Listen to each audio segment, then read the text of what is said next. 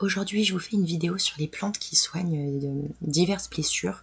Donc ça peut aller des œdèmes, donc des plantes qui vont stopper les hémorragies internes. Ça peut être aussi des blessures musculaires ou tout ce qui est phénomène inflammatoire ou la cicatrisation des petites plaies. Voilà. Donc je vais vous présenter 5 à 6 plantes qui sont assez communes. Voilà. Alors la première plante, c'est le papayer. Donc c'est un arbrisseau à fleurs jaunes avec de grands fruits qui peut atteindre 8 mètres de haut. Le papayer, il vient d'Amérique centrale, on le cultive dans toutes les régions tropicales. Presque toute la plante s'utilise en phytothérapie. Il y a les fruits, les fleurs, les feuilles, le latex et les graines.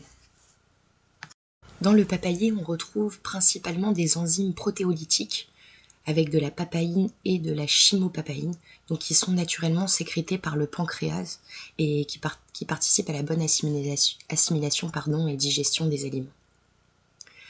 Du coup, grâce à la papaïne qu'il contient, le latex s'utilise en application locale, donc pour soigner les petites blessures du quotidien. Il permet aussi de réduire les inflammations. Du coup, le latex, en fait, il se récolte en incisant les fruits qui ne sont pas encore mûrs et en les laissant sécher. Donc après, on va obtenir un petit liquide un peu blanchâtre. Donc c'est ça le latex. Voilà.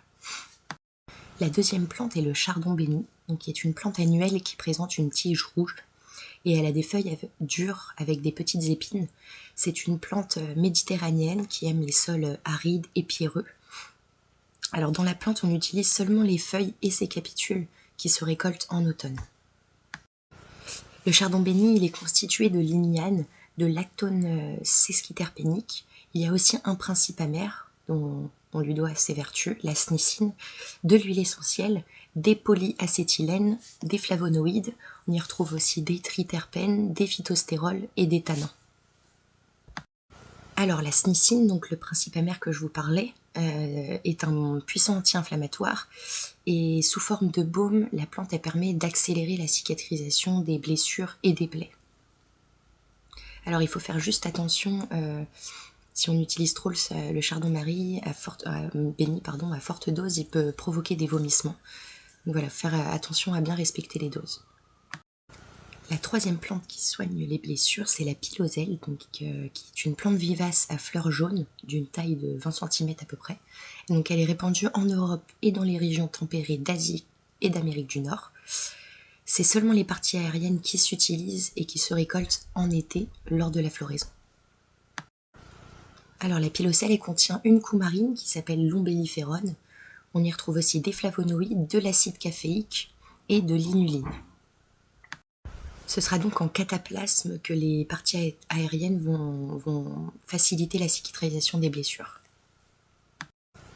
La quatrième plante, c'est la myrte, donc qui s'appelle Myrtus communis en latin, qui est un arbrisseau à fleurs blanches, avec des baies noires et qui atteint à peu près 3 mètres de haut. Alors le myrte, il est originaire du bassin méditerranéen. On utilise l'huile essentielle et les feuilles qui se récoltent au printemps. Alors, la plante elle contient des tannins, des flavonoïdes et de l'huile essentielle à base d'alphiapinène, de cinéole et de myrténol.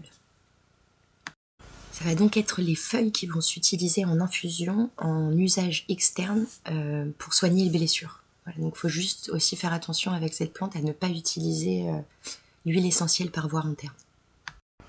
Alors la cinquième plante, c'est le bistorte, qui s'appelle Polygonum bistorta, qui est une plante vivace à fleurs rosées, avec des petites noix noires. La plante, elle peut faire 30 cm de haut. Alors le bistorte, il pousse dans les zones humides d'Europe, d'Asie et d'Amérique du Nord. En phytothérapie, on utilise les feuilles qui se récoltent au printemps et le rhizome qui se récolte en automne. La bistorte, elle est constituée de polyphénols, dont de l'acide élagique. On retrouve 15 à 20% de tanins. Il y a des flobafènes, des flavonoïdes et des traces d'hémodine.